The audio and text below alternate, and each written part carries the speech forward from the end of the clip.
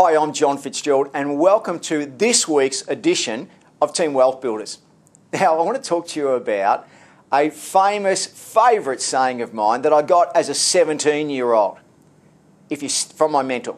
If you're standing still, you're going backwards. Now, it has a whole lot of meaning, and you've probably heard me say it at seminars, in any event. It's probably one of my favourite sayings. But the connotation of the saying is even more interesting, and it was brought home to me so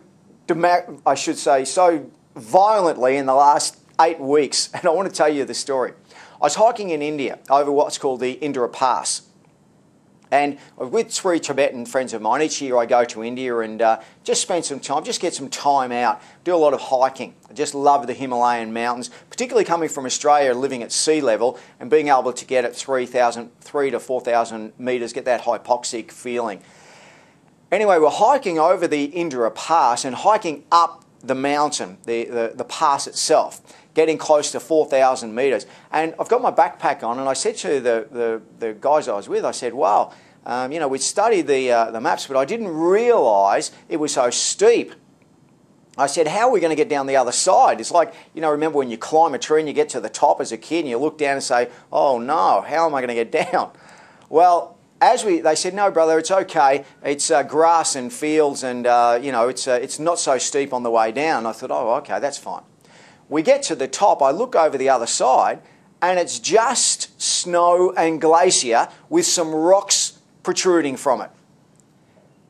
And I thought, wow, this is a problem because we've got no ice picks, no crampons, no ropes even.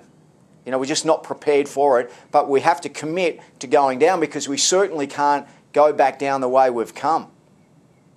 As we started our descent, I see an ice coffin there, a snow coffin, and with a sign next to it saying this was a hiker who was lost. And I started to realise we're in over our head. We're in trouble here. And I said to my friends, I said, you know what? We better really be careful. I started etching down the snow and the ice and the glacier, holding onto the rock because it was so steep. And I got down around about 30 metres, and I said to them, all right, well, see if you can send your backpacks down to me because it's really etchy. If you come with your backpack, it might be too hard to hold on. So one backpack comes down, another one. Then I see a backpack go straight past me down the mountain, stops about 50, 60 metres away, and then I see one of my colleagues, one of my hiking colleagues, slid. He missed his perch on the rock, slides down the mountain, luckily hits the rock 60 metres away, and he's sliding over glacier. And then one of the other hikers we were with, a young 20-year-old on his first hike, can you believe it? He's the nephew of one of my great hiking buddies. And this is his first hike. And he comes around to this glacier. I've got this perch on a rock, and the glacier gives way, and he slides underneath the glacier, gets his backpack caught just on the rock, which saved his life. I'm freaking out. I'm really freaking out. And I'm literally praying to God. We ended up, amazingly, get down, get everyone safely perched on a rock. And I said, guys, let's dial 101 emergency. That's the emergency SOS because there's no, obviously, phone range. But if you dial SOS, you'll get a satellite. Let's dial SOS. They said to me, brother, we can't because we're Tibetan refugees. A helicopter's not going to come for us. Now, here's the saying. If you're standing still, you're going backwards. So much of me said, we just got to wait here until we get rescued. So much of me said that. One of the hikers said, no, we've got to move on. We've got to keep moving. And, there was a lot of logic in that as well because it's going to be very cold later on. We're perched on a rock, run out of food, just so many things.